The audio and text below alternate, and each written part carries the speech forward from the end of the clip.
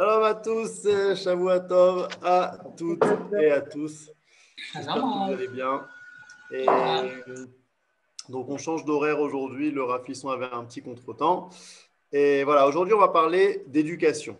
D'accord? On va parler d'éducation dans le Rav Kook à travers deux textes, en fait. Le premier texte, c'est un texte qui est tiré de Enaya.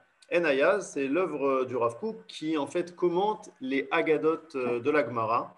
Donc, il y a dans la Haggadah, comme ça, toutes sortes d'histoires, d'allégories, d'exemples qui sont parfois très énigmatiques, voire même bizarres. Et le Rav Kook, en fait, fait comme beaucoup d'autres, mais c'est un pérouche qui est assez actuel, qui fait, en fait, l'effort de nous expliquer toutes ces histoires et de nous réconcilier, en fait, un peu avec la bizarrerie qu'il peut y avoir parfois dans les histoires de la Gemara.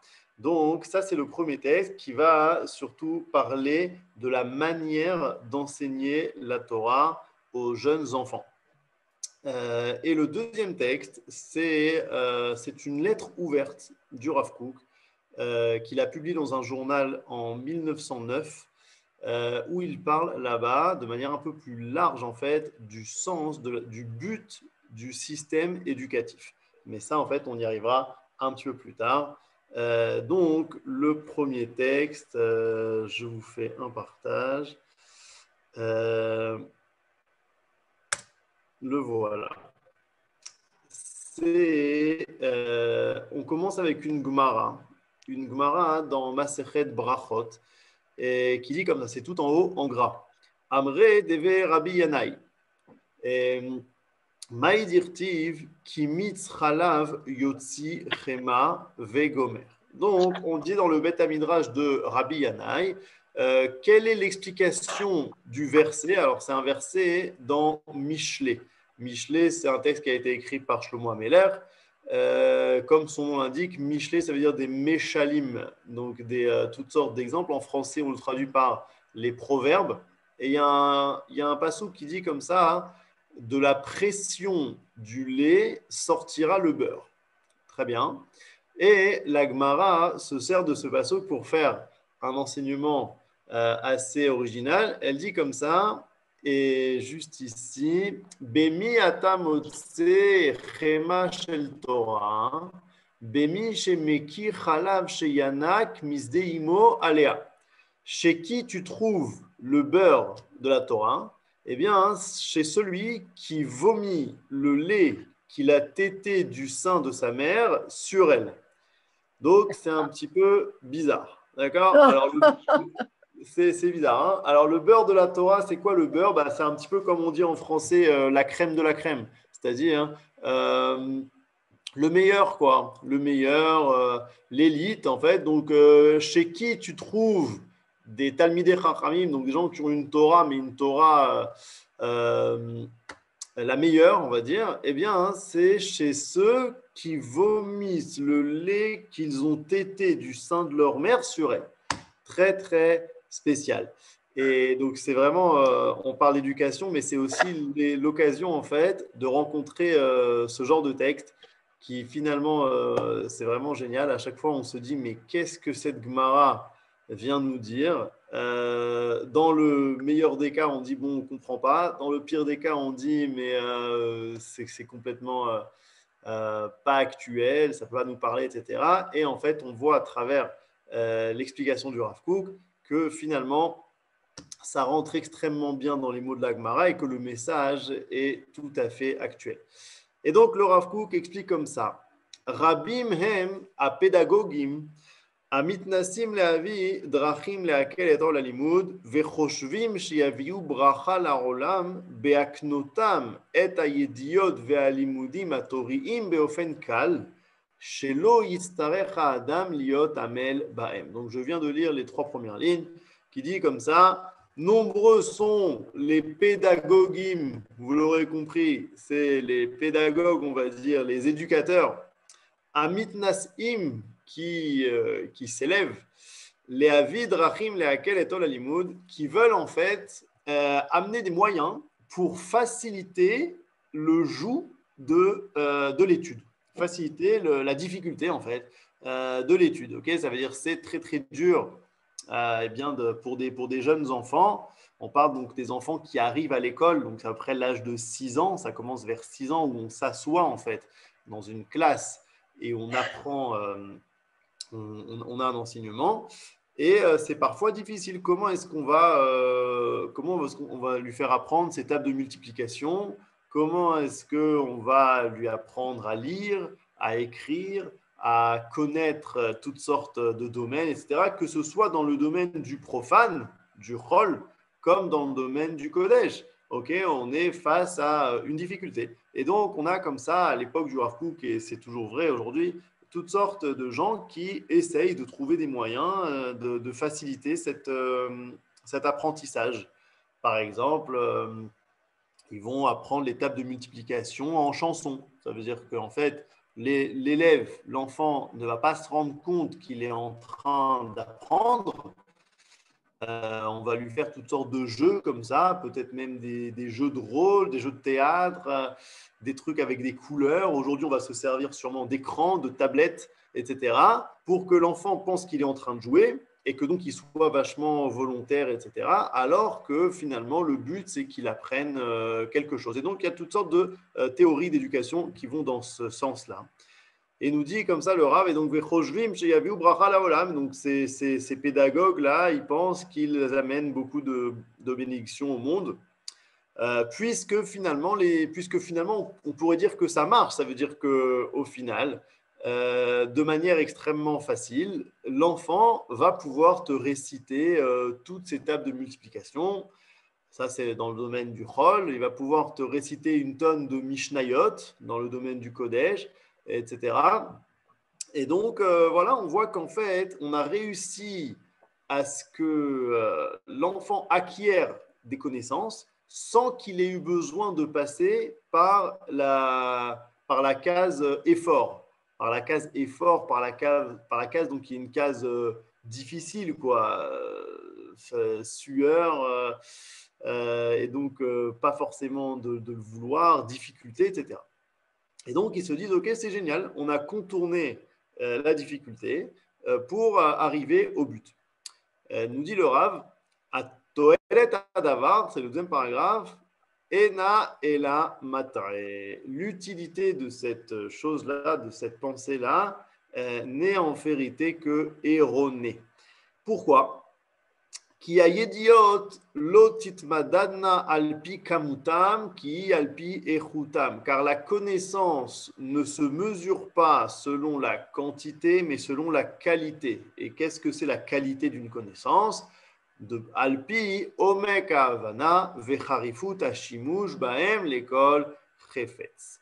Donc, c'est selon la profondeur de la compréhension et la capacité à l'utiliser dans le monde, c'est-à-dire à voir cet apprentissage dans le monde. Okay, c'est-à-dire on peut connaître des tables de multiplication par cœur parce qu'on connaît une chanson, mais finalement on ne comprend pas du tout comment est-ce que ça marche. Ça veut dire que si maintenant on nous donne quelque chose qui sort de ce qu'on a appris, on n'est pas capable de connaître, de comprendre le raisonnement.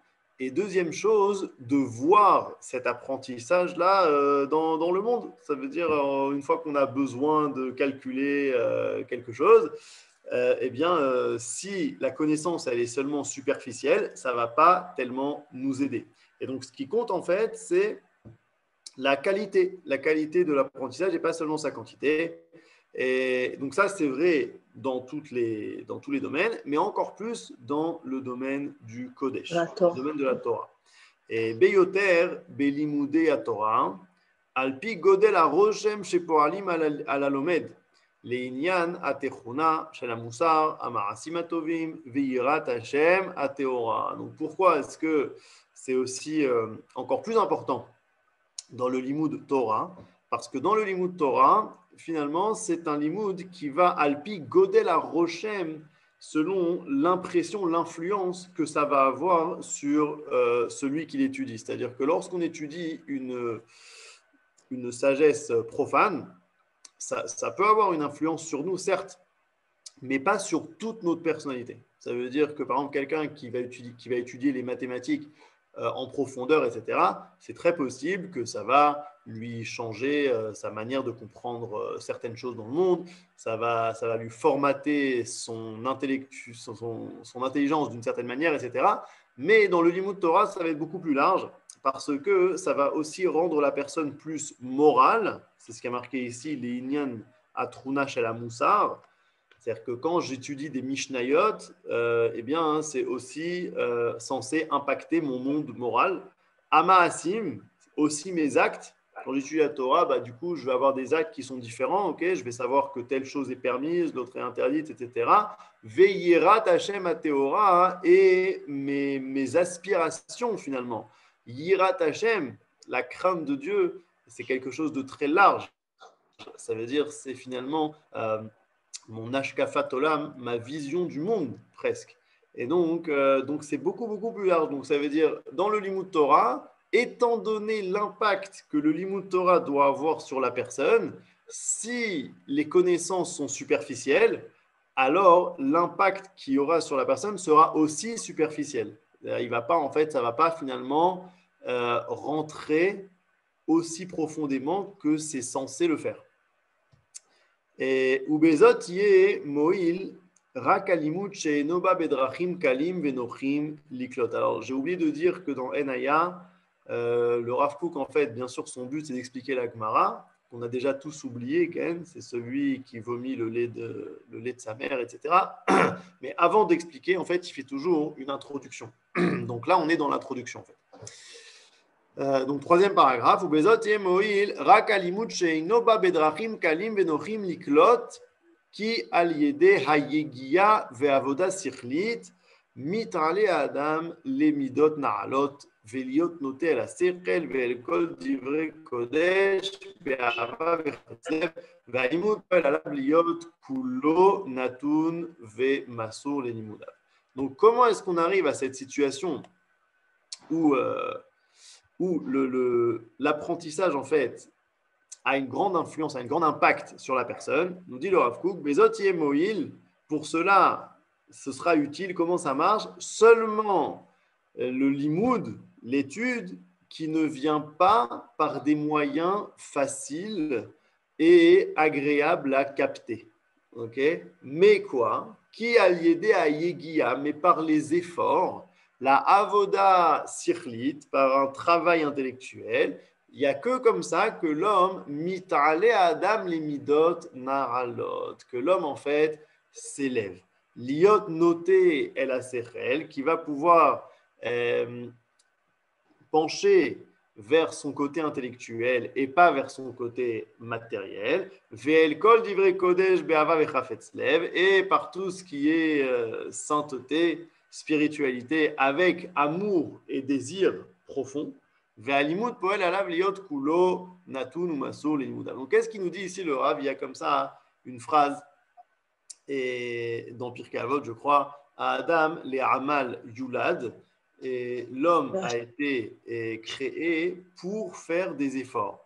Alors, on pourrait comme ça avoir une vision un petit peu chrétienne de se dire, bah mince, en fait, on est dans une grande prison, quoi. Ça veut dire, c'est quelque chose de cruel. Si tu fais pas d'efforts, tu as été créé pour faire des efforts. Mais c'est pas tellement la vision juive. La vision juive, c'est l'homme a été créé pour faire des efforts dans le sens, c'est par les efforts qu'il devient un homme. Ça veut dire que on est un champ potentiel, ok, exactement comme un champ où si on fait rien, eh bien, il va pousser seulement des mauvaises herbes, etc.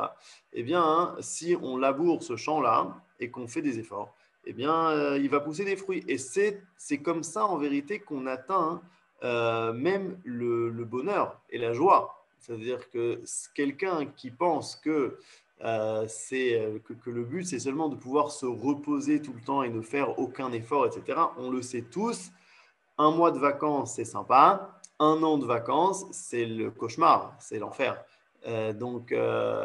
C'est Adam et Amal Yudat dans le sens où c'est ce qui lui correspond.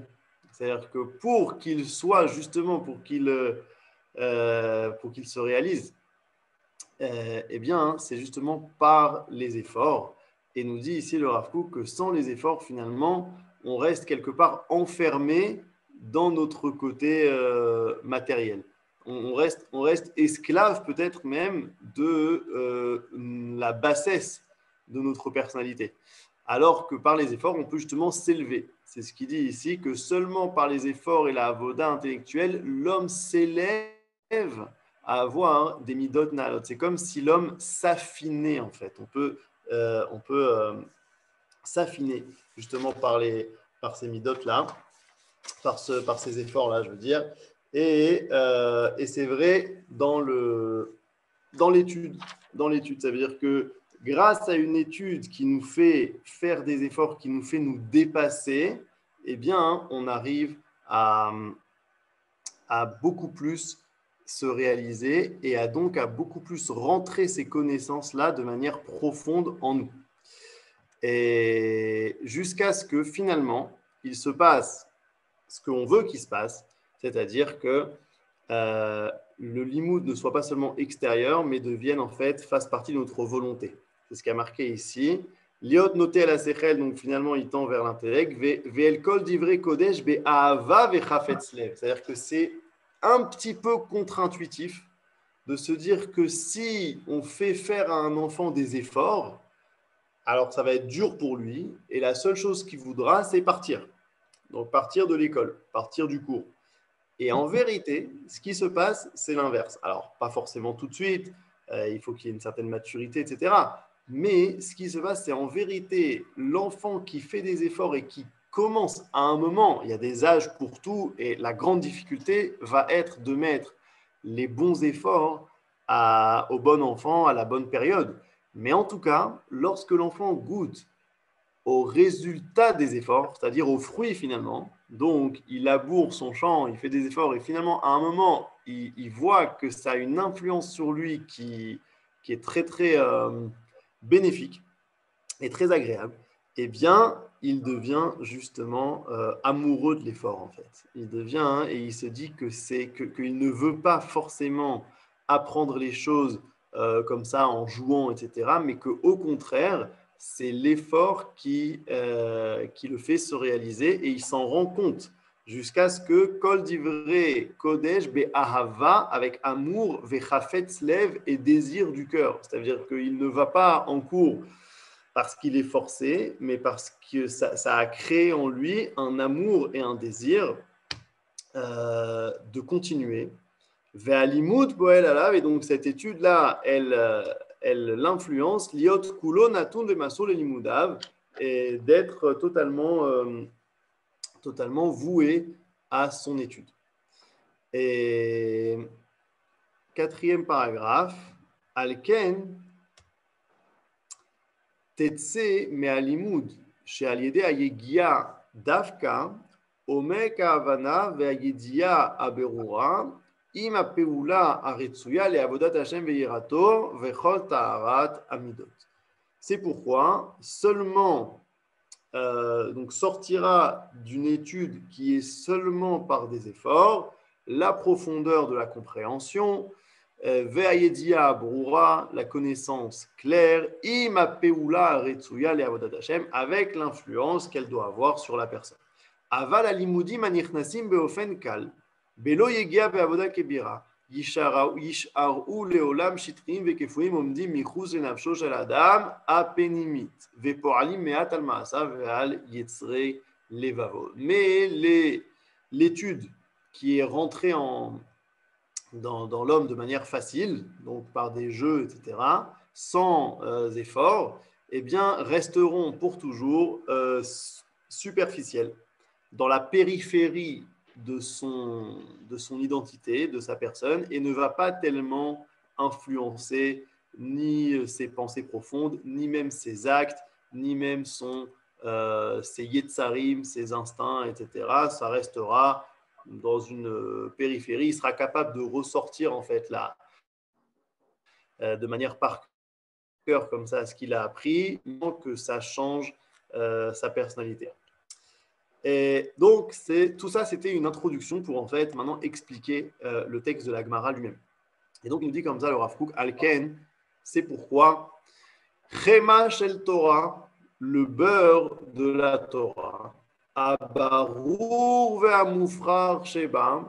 Donc celui qui est le plus clair, le plus voulu, Aïkari, l'essentiel. Uvar be'omek rayon ve'shum sechel, celui qui est totalement éclairci dans la tête et intellectuellement compréhensible.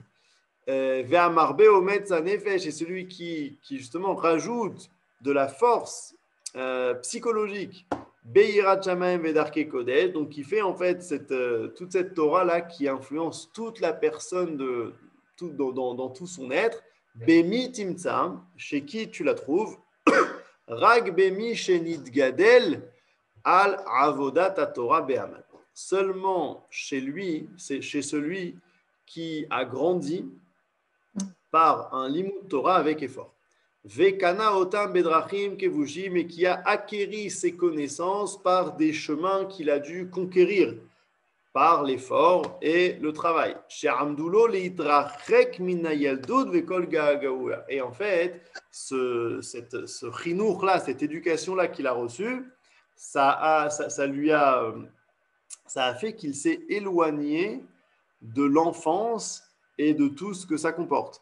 Les bilti kenotam bederer sha'ashoué yeladim, donc sans qu'il acquiert ces connaissances-là par des jeux d'enfants, qui im meki chalav sheyanak bisde imo alea. Mais en vérité, il vomit le lait qu'il a tété du sein de sa mère sur elle, aliédé rava amal ve'agiya yelo amazon akal ve'anoach lemurat roar, par l'effort qu'il a fait, la nourriture un peu trop facile à avoir sera pour lui dégoûtante. Et là, il nous donne un exemple qui va nous expliquer mieux que ça. Ukemo sheyakutz agadol bamazon chalayonek. Et exactement comme le gadol, ça veut dire l'adulte, qui est dégoûté par la nourriture d'un nourrisson, Imkol kalut ikulo ou meirut asagato, alors qu'en vérité, c'est la nourriture la plus facile à digérer, la plus facile à avoir. Okay, ça veut dire que c'est extrêmement facile de se faire une purée de fruits, une purée de pommes de terre, de boire du lait toute la journée, exactement comme un nourrisson. Mais si on faisait ça à un adulte, il deviendrait fou. Alors que finalement, ce n'est pas tellement, on va dire, complètement logique. C'est-à-dire que si on part du principe que le but, c'est de faire le moins d'efforts possible, alors c'est beaucoup mieux de manger de la purée toute la journée parce qu'on n'a même pas besoin de mâcher, okay, et c'est quelque chose qui va plutôt bien se digérer. On va boire du lait, manger de la purée, etc. Et puis on va continuer de vivre. Et on voit que non, on voit qu'en réalité, l'adulte, il a besoin d'une nourriture d'adulte, ça veut dire une nourriture qui n'est pas bouillie. Si quelqu'un il mangeait de la bouillie toute la journée, il serait déprimé. Il a besoin de mâcher en fait. Il a besoin de mâcher, d'avoir une nourriture qui lui convient, qui lui fait marcher sa mâchoire. Par le fait qu'il fasse marcher sa mâchoire, d'ailleurs, se réveille dans son système digestif toutes sortes de substances qui vont l'aider à digérer, etc. C'est-à-dire que c'est exactement ce qu'il lui faut. Et si on lui donnait seulement de la nourriture d'enfant, eh bien, ça le dégoûterait. Et donc là, c'est un peu le même principe. Bien que ce soit facile à digérer, que ce soit facile à acquérir, eh bien, ce sera dégoûtant. Kiyakot amitragel beyegia veodatiyun chez samar beze veu kol ta'anugo ou masos nafsho belimudim aniknim kulam aliede drachim kalim. Aval imze em mechusarim omek vekoar roshem chazak banefesh. Donc en fait, l'exemple, c'est quoi? C'est donc l'exemple de la nourriture facile à atteindre et à digérer. C'est comme l'étude, on va dire l'apprentissage qui est facile à apprendre.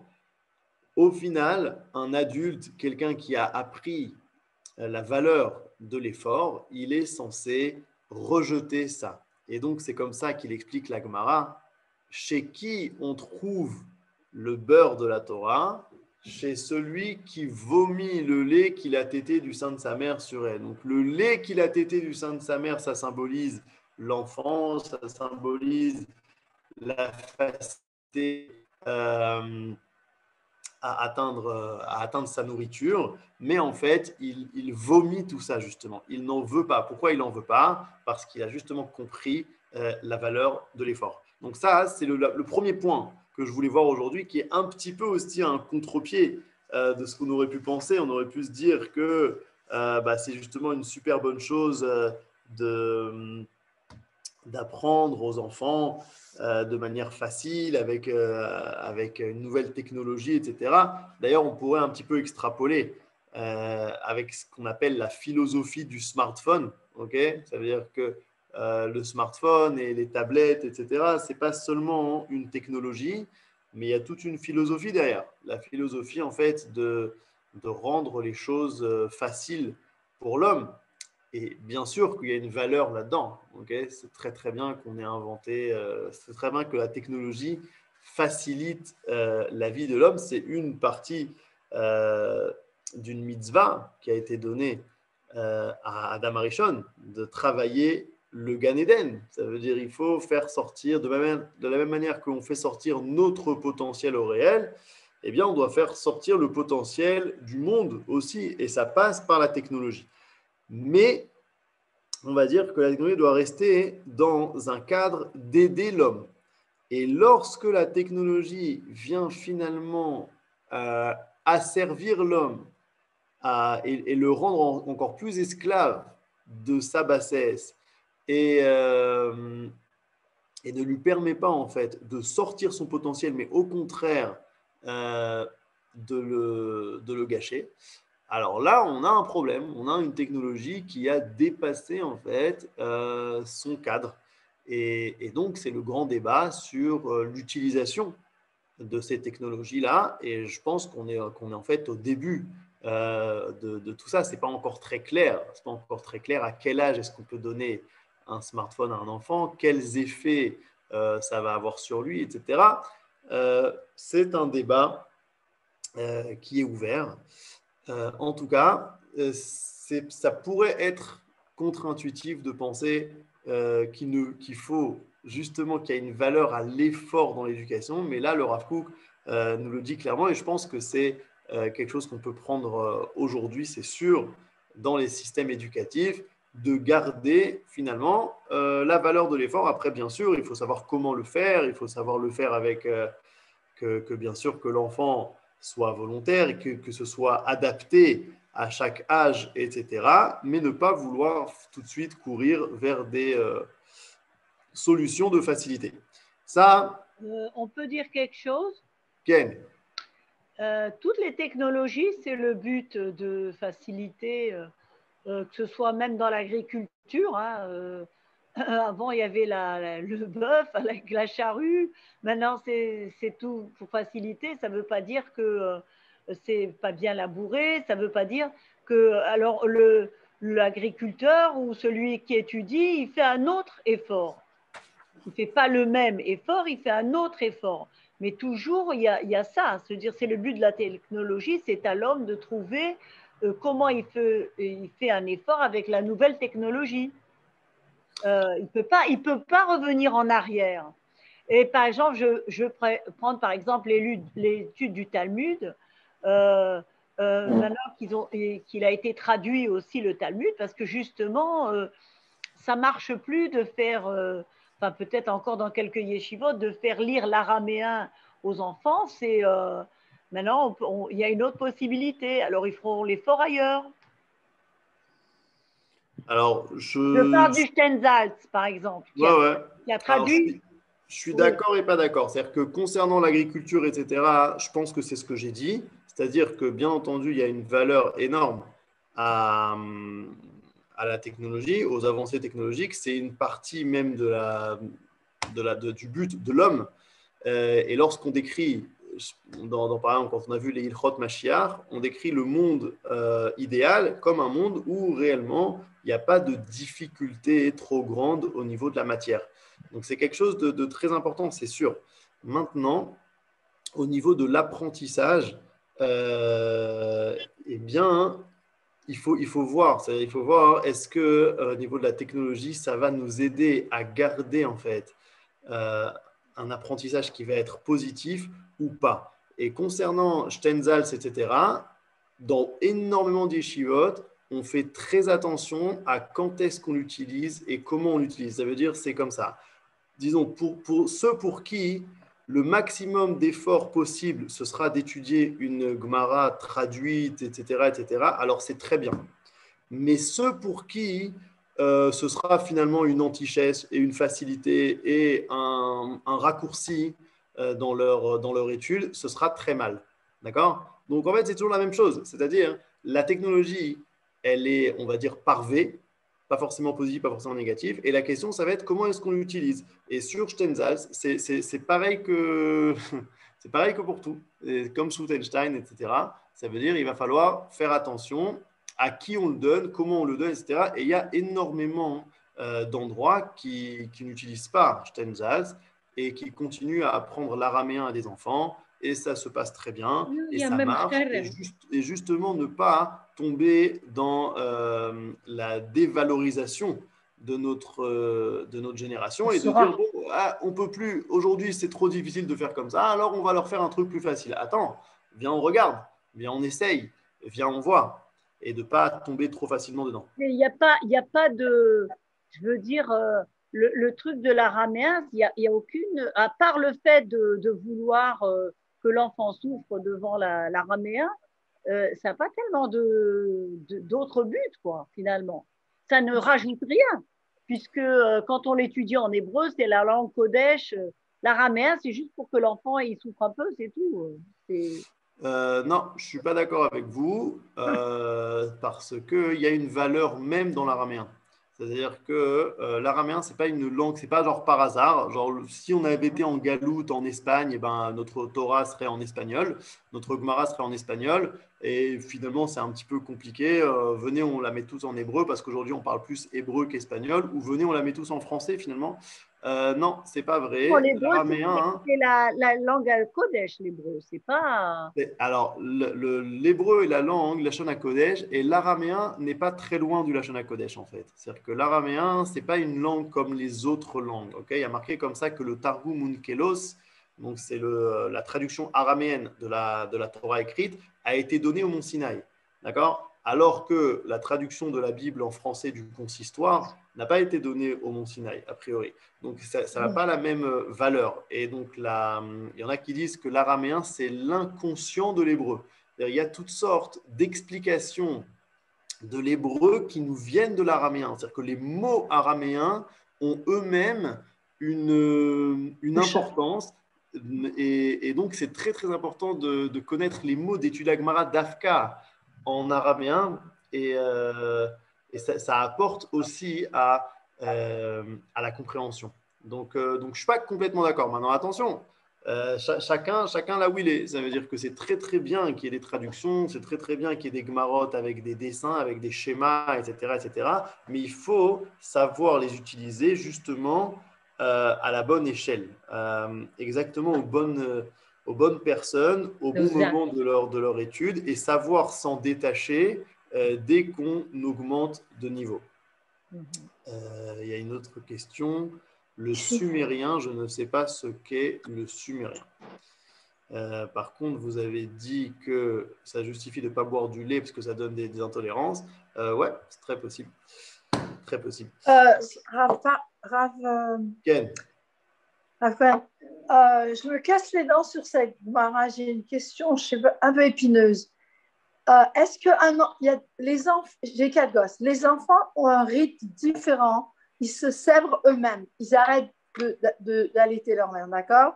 Il y en a qui commencent très tôt et il y en a qui s'y attachent vraiment énormément. Est-ce que les gosses qui s'y détachent très tôt, c'est un signe de rouchaniout, d'intelligence, de ce que vous avez tout décrit là, la Améloute, Batora et machin, ou est-ce que je me fais une fantaisie là?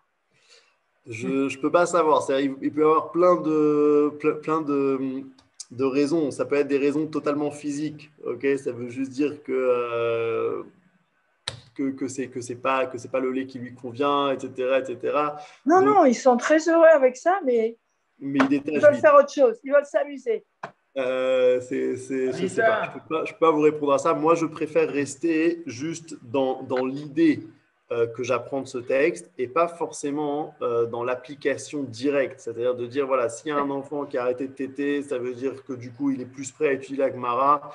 Je ne sais pas. Par contre, l'idée du texte, c'est de dire qu'à un moment, l'effort va faire en sorte que l'enfant va s'éloigner de la facilité de son enfance et il va aimer ça. Il va aimer justement s'éloigner en fait des choses qu'il avait de manière facile. Mais après, comment est-ce que ça s'applique chez chaque individu, etc. Je pense que il y a énormément de choses qui rentrent en jeu et donc ce serait un petit peu un raccourci que de dire si ça s'est passé comme ça veut dire ça. Donc je préfère ne pas Raphaël, m'avancer là-dessus. Raphaël, Quel dans une seconde, juste pour dire à Anita que connaissant leur grand-mère, j'ai aucun doute que ces petits-enfants sont très, très intelligents et très, très mefoutachim et qu'il n'y a aucun Be problème. quiet! Arrête, ne te projette pas. Ça suffit, c'est bon. Non, je suis psychologue, j'ai besoin de savoir des trucs pareils. Très bien. Alors, il faudra demander à d'autres personnes. Oui, On va oui, voir non. un autre texte qui est hyper bien aussi, si ça vous va. Kacha. Alors, petite introduction. On est en 1909, ok. On est en Eretz Israël. Et qu'est-ce qui se passe en 1909 en fait? Ben, on est quelques dizaines d'années après l'émancipation des Juifs, etc. Et dans le système éducatif juif, on a des marlocotes, comme toujours, entre ceux qui sont plus traditionnalistes et ceux qui sont un peu plus modernes. Et on va dire comme ça, et il va y avoir trois grands courants. Ceux qui vont totalement dans leurs écoles abandonner les enseignements de Kodesh et de Torah, ceux qui vont dans leurs écoles ne rentrer que de la Torah et rien du tout de profane, et ceux qui vont faire moitié-moitié. Et dans ceux qui vont faire moitié-moitié, il y aura tout un éventail, c'est-à-dire est-ce qu'on fait moitié-moitié complètement ou est-ce qu'on met l'accent sur l'un, l'accent sur l'autre, etc., etc. Et donc là, on est au tout début de l'installation des Juifs en Israël et le Rav Kook ça va être très important pour lui de dire son opinion par rapport à ça parce que il va falloir ouvrir des écoles en Israël et donc de savoir un petit peu qu'est-ce qu'on fait, en tout cas qu'est-ce que le Rav Kook pense de tout ça. Et donc, il a vraiment, je crois, demandé à ce que ces choses soient publiées dans le journal de l'époque pour qu'elles soient vues et entendues. Et il commence avec une phrase, en fait, avec la phrase clé finalement de tout le texte. C'est là où j'ai mon curseur. Matarat achinur i. Alors, bon, si on avait le temps, je vous aurais demandé. Je ne sais pas si là vous avez déjà vu la suite de la phrase, mais je vous aurais demandé c'est quoi pour vous le but de l'éducation, peut-être le but du système éducatif. C'est-à-dire si je vous ai comme ça, le but de l'éducation c'est comment est-ce que vous finirez cette phrase. Je suis sûr qu'on ne serait pas tous d'accord. En tout cas, regardez ce qu'il dit le Rav. Il dit comme ça Matarat achinur, le but de l'éducation, c'est les arshir et adam, les tsurato ametukenet, chez anekuda merkadit sheba ila asoto tov veyachar. Donc, le but de l'éducation, c'est de rendre apte l'homme à sa forme optimale, dont le point central est de le faire tov veyachar. Okay, les mots importants ici, c'est Tov Veyachar, c'est-à-dire bon et droit. Okay, donc le but de l'éducation, c'est de rendre celui qui est éduqué bon et droit. Et de manière intuitive, je pense que si je vous avais demandé, vous m'aurez dit que, enfin certains en tout cas, m'auraient dit le but de l'éducation, c'est de faire acquérir des outils à l'enfant pour qu'il puisse se débrouiller plus tard. Okay, ça veut dire, par exemple, c'est important qu'ils connaissent les mathématiques, c'est important qu'ils connaissent l'anglais, la physique, etc., pour qu'ensuite il ait son bac, pour qu'ensuite il fasse des études, pour qu'ensuite il ait un métier, pour qu'il gagne de l'argent et qu'il puisse avoir une vie normale. Et là, on voit que le Rav Kook, qui dit, c'est un petit peu un contre-pied, encore une fois. Il dit non, pas du tout. Le but de l'éducation, c'est de faire de la personne droite et bonne.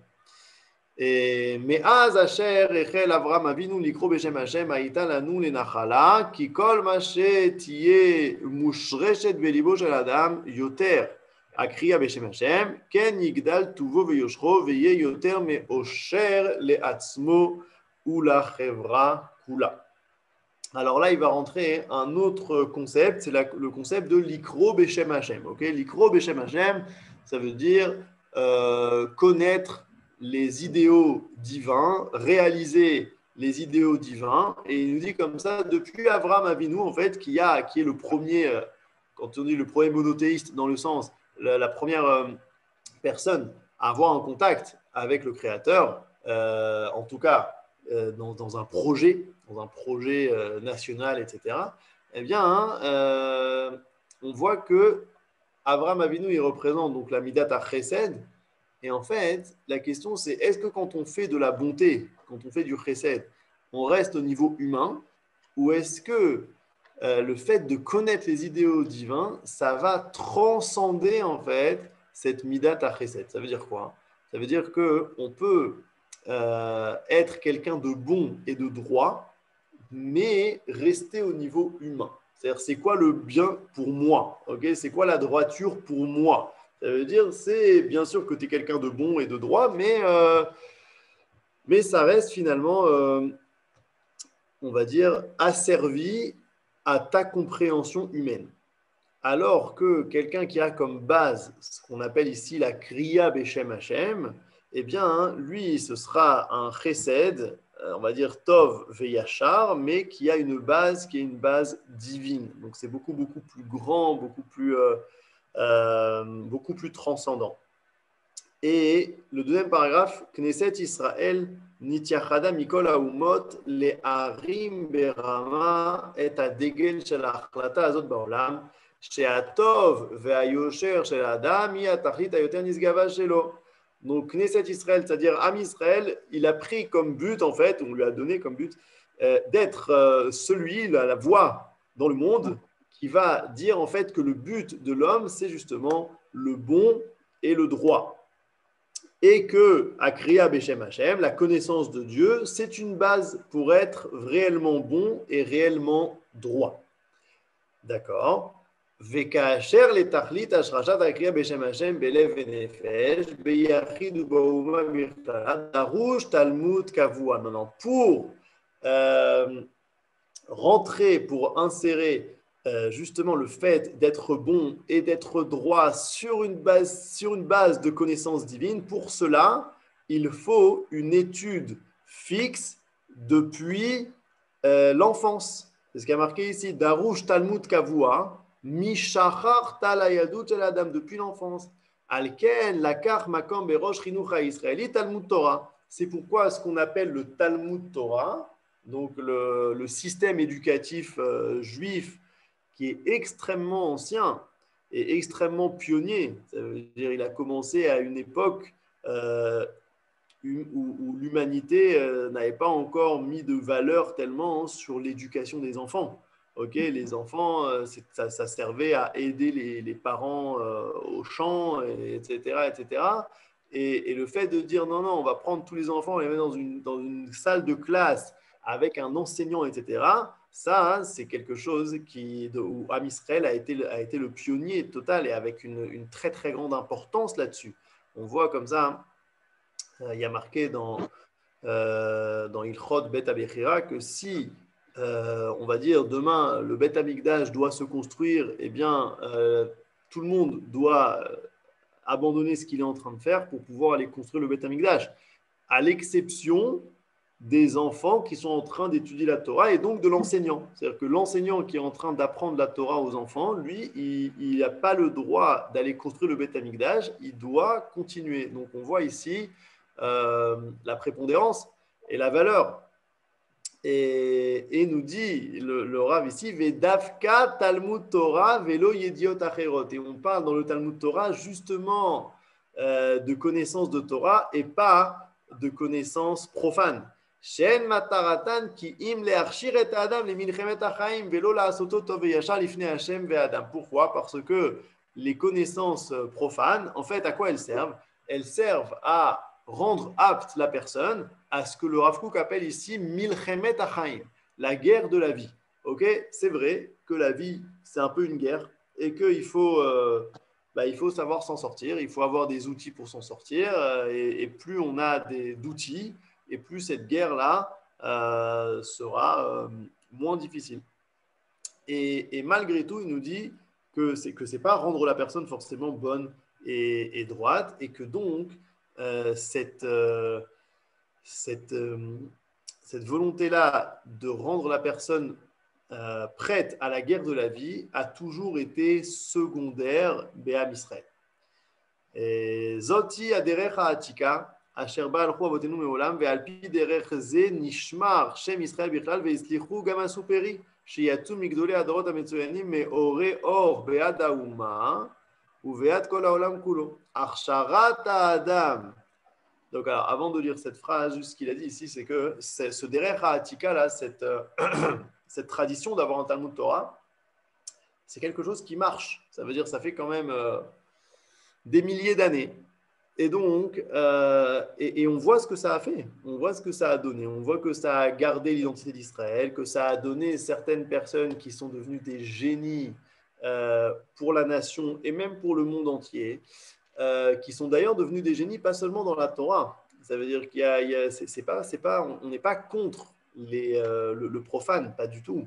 Au contraire, mais c'est une question de qu'est-ce qui est principal et qu'est-ce qui est secondaire. Et que c'est hyper important de mettre l'accent là-dessus et que c'est très possible, c'est ce qu'il va dire dans le paragraphe d'après, qu'en partant en galoute et donc en étant en contact avec des philosophies différentes des philosophies d'Israël, eh bien, il y a tout un esprit comme ça qui est rentré en nous, de mettre l'accent, parce que c'est ce qui se passe finalement chez les nations, et c'est très bien, elles ont raison, elles mettent l'accent dans le système éducatif sur le fait de faire acquérir des outils à la personne, voilà, plus il sera bon en maths, plus il sera bon en anglais, etc.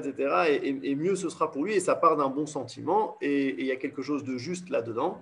Seulement, lorsque ça rentre dans les têtes de Ham Israël, il peut y avoir un problème, une contradiction, et de dire, attends, 2 secondes, nous, on a un autre but dans la vie, en fait. C'est-à-dire que nous, on a un but qui est essentiel, qui est extrêmement principal, c'est de rendre l'homme bon et droit. Et donc, attention, quand on va maintenant prendre nos enfants et les envoyer dans un système éducatif, qu'est-ce que ça va donner? Okay, ça veut dire, est-ce qu'on va annuler les cours de Kodesh parce que il y a le bac dans un mois et que c'est plus important qu'ils soient bien prêts pour le bac plutôt que le cours de Kodesh? Si on fait quelque chose comme ça, il y a un message éducatif qui est envoyé qui est pas forcément, on va dire, au goût de tout le monde. Donc c'est à bien réfléchir, à bien mettre en place. Et donc là, le Rav, il nous dit que premièrement, il y a une histoire de principal et de secondaire, et deuxièmement, il y a aussi un exemple, ça veut dire que ça a marché. Et c'est pas le Talmud Torah, c'est pas un institut qui vient d'être inventé. Okay, c'est quelque chose qui a énormément d'années, qui a énormément d'expérience et qui a fait énormément de fruits. Et on voit, on peut voir des gens comme ça qui n'ont fait que de la Torah jusqu'à un âge assez élevé, comme 15-16 ans, etc., et qui finalement rattrapent. À un moment, ils décident de passer leur bac pour pouvoir justement faire des études. Pas tout le monde est destiné à devenir rabbin, enseignant de Torah, etc. Ils veulent devenir ingénieurs en informatique et autres. Et ils complètent leur bac, ils complètent 11 ans d'éducation profane en 1 ou 2 ans. Et pas parce que c'est des génies, mais parce que ça peut se faire. Ça veut dire que c'est faisable si on trouve le bon cadre.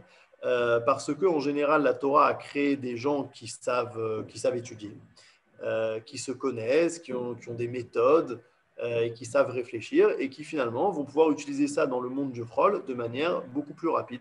Et donc, en fait, de se borner à dire que le système éducatif doit comprendre du Chol depuis le plus jeune âge et que sinon la personne ne s'en sortira pas dans la vie, c'est faux au niveau factuel. Et c'est important, surtout quand on revient en Israël et qu'on se demande pourquoi est-ce qu'on revient en Israël, quel est notre but en tant que nation au niveau universel, historique et métahistorique. Eh bien, c'est important de mettre l'accent là-dessus, de se dire, ok, venez, on fait un système éducatif qui va correspondre à ce qu'on veut vraiment en premier lieu et pas seulement à ce qui est un besoin, on va dire, un besoin actuel. Ken, Archarat Adam, les Milchemet Achaim, le fait de rendre apte la personne à la guerre de la vie, Nirsheva Banu a toujours été considéré, Nirsheva Banu Tamid a toujours été considéré chez nous, les Madrega Shniya, comme un deuxième niveau de l'éducation. Vélo etsem matarato, mais pas son but. Et alors là, c'est des choses que je vais dire. Slicha Ravkan, d'où est-ce qu'il vient le texte? Le texte il vient d'un Non, ça, c'est pas Enaya. Le premier texte, c'est Enaya. Le deuxième texte, je crois que je ne l'ai pas dit, il vient de Igrot Ariya. Igrot Ariya, c'est un recueil de lettres du Rav Kook. Et en fait, en général, c'est des lettres qu'il a écrites à des personnes. Okay. Mais là, c'est un petit peu une exception parce que c'est une lettre qu'il a écrite dans un journal. C'est une lettre ouverte. Okay. Je reviens au tout début parce qu'en fait, on ne l'a pas lu. Et c'est ce qui a marqué ici, en fait. Ira Kodesh Yafo, donc c'est quelque chose qu'il a écrit à Yafo en 1909.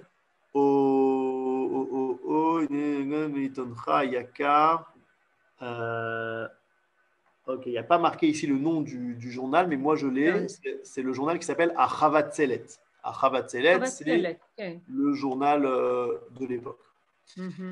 Rabbi Meod, on est ici. Alors là, c'est des choses que j'ai dit à l'oral, mais on va les lire. Rabbi Meodem, les davonenu. Asher shachechu et surat achinur ha'ikarit shelanu. Veyashkichu ibate limudehem et hareshiot. של מטרת היושר והטוב ואת הקריאה בשם השם הקשורה בה וידביעו את חותם החינוך כולו רק על הכשרת החיים הזמניים בבנכמותם ובתאוותיהם. האומה בכללה חשה וגדועה הכירו את הסכנה הצפויה מזיוף חותמנו זו. Donc il dit comme ça qu'il y a beaucoup de juifs en fait qui reviennent maintenant de Galoute, qui sont donc émancipés, assimilés et qui lorsqu'ils veulent créer un système éducatif en Eretz Israël, il va se baser seulement sur le fait de rendre la personne forte dans la guerre de la vie. Et il dit que la nation ressent là-dedans un grand danger, en fait, parce que c'est comme si on va éduquer maintenant les jeunes enfants, pas à leur but principal, mais seulement à leur but secondaire. Et c'est dommage. ולשם דגל מלחמה נקבע בחזקת יד ובמסירות נפש נגד כל גלי הזמן חותם צר על בתי החינוך העתיקים שיהיו מיוחדים רק לרוח ישראל ומטרתו המיוחדת והטפל של מלחמת החיים יבוקש מן הצד באופן אשר יודע כי יש הבדל בין קודש לחול. Donc il nous dit le Rav Kook qui va renforcer totalement les Talmudei Torah. Il dit comme ça, il faut que les Talmudei Torah soient extrêmement clairs dans leur approche du Limoud Kodesh, du Limoud Chol, etc. Donc il va y avoir une sorte de mini-guerre en fait entre les différents systèmes éducatifs en Eretz Israël. Ayediya Abrura, chez Netzach Israël lo yeshaker veki lamrot kol tzorkei azmani ou mishtanim. On a acheté des poissons, moi je veux bien un poisson à midi, Sarah. Alors ça c'est pas en rapport avec le cours, Anita, je crois. Amitim mitrachim ayesod arashi kavua u veomed malchut Hashem u memshalto achsharat haadam ve'auma lalechet bidrachav umushpa'at me'achinuch hayesodi המiyuchad belo shum shituf rak le Talmud Torah zeu omed la'ad malchutcha malchut kol olamim ushadecha bechol dor vador. Que donc le chinour à Yesodi, c'est seulement du Talmud Torah, rak de la Torah. Donc ça aussi, c'est un truc qui est un peu contre-intuitif. On aurait pu se dire, le système éducatif idéal, c'est bien entendu du Kodesh, du Talmud Torah, mais aussi du Chol, ok. Et le Rav Kook ici, encore une fois, il nous dit, fais attention. Fais attention, avant de parler Bichlal, de combien d'heures tu fais comme ci, combien d'heures tu fais comme ça, etc., il faut parler de qu'est-ce qui est essentiel et qu'est-ce qui est secondaire. Et ça va beaucoup, beaucoup influencer comment est-ce que ça va être fait. C'est-à-dire qu'ici, il ne va pas tellement rentrer dans les détails, combien de temps, etc. Ce n'est pas le plus important en vérité. Le plus important, c'est l'intention qu'il y a derrière. Comment... par exemple, ce que je vous ai dit tout à l'heure, est-ce qu'on va annuler des cours de Kodesh parce qu'il y a un contrôle de maths ou pas du tout, ou au contraire et on va bien faire comprendre aux enfants que c'est très important de s'y connaître en mathématiques, etc. Mais pourquoi est-ce que c'est important? C'est important dans un second temps. C'est important parce que, ok, il faut savoir s'en sortir. Mais ça ne sera pas ici du tout l'essentiel du chinour. Et donc, ça veut aussi dire que dans un premier temps, l'enfant n'a pas forcément besoin, jusqu'à un certain âge, de sortir en fait de ce mikvé-là qui est seulement le Talmud Torah.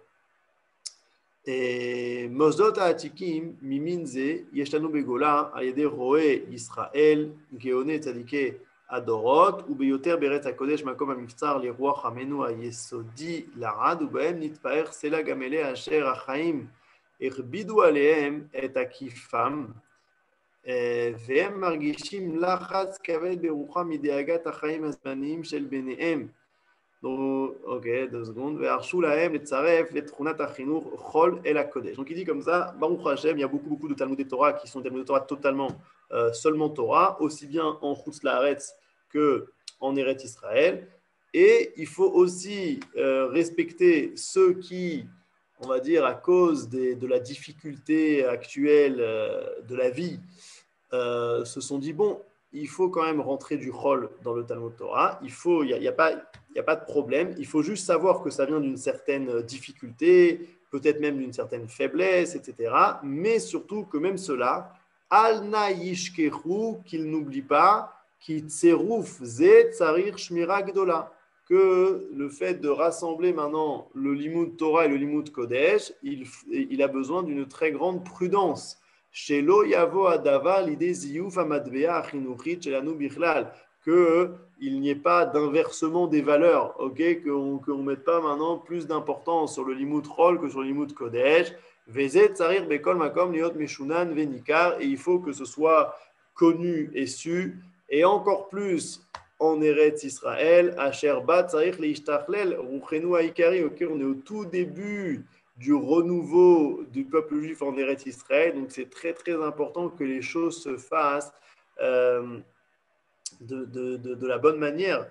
Betsurato amiyuchadet lanu hashona mikol ha'am asher al pnei adama, que les choses se fassent justement à la manière juive en fait. C'est-à-dire on revient de 2000 ans de Galout, on va maintenant on décide de quel va être notre système éducatif, et donc on pense que mettre du Chol, c'est quelque chose qui va nous aider en fait à nous réaliser, parce qu'on va pouvoir faire toutes sortes de métiers grâce à ça. Et il nous dit le Rav Kook que c'est très très important justement de revenir à nous-mêmes avant ça. C'est-à-dire que ce qui va nous aider à réellement nous réaliser en tant que peuple différent des autres peuples, ce sera un système éducatif qui nous appartient à nous, qui est propre à nous. Et Alna yishkechu, ne pas oublier, kilo safot zarot, lo limudim shemeigamata miarsharat chomriyut yetsu beyichud mitzion. Ça veut dire, il faut bien se rappeler que ce qui va sortir de Tzion, c'est pas des langues étrangères, c'est pas une étude qui va nous aider à améliorer la matière, mais, c'est ce qui a marqué entre guillemets, qui mitzion tetse Torah ou dvar Hashem Yerushalayim. C'est-à-dire que le but finalement de Tzion, de Am Israël, c'est de sortir de la Torah.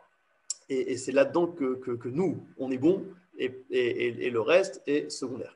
כשיהיו דברים הללו חרוטים על ליבם של האחרונים הללו נוכל בטח לקוות כי לא ירחיקו ללכת וגם ביניהם יהיו שתולים בחצרות השם ויקדישו את קודש יעקב ואת אלוקי ישראל יעריצו. Et donc, lorsque ces choses-là seront bien ancrées dans les cœurs de tout le monde, on pourra s'attendre à ce qu'ils n'aillent pas trop loin. C'est-à-dire le Rav Kook, il ne va pas non plus totalement s'opposer à ce qui est du chol dans les Talmud Torah, mais il s'oppose en fait à l'inversement des valeurs. Et c'est sûr que c'est quelque chose qui aujourd'hui encore est très actuel pour nous. Voilà, c'était quelques pensées sur l'éducation dans le Rav Kook. On vous envoie les textes, bien entendu. Et s'il y a des questions, vous pouvez aussi m'envoyer quand vous voulez. Shavua Tov à tous. Beaucoup. Merci. Merci. Shavua Tov, Moral. באמת חשוב מאוד. חשוב מאוד. Beautiful. Essayez d'éduquer alors. Pas de frapper. Bon, d'accord.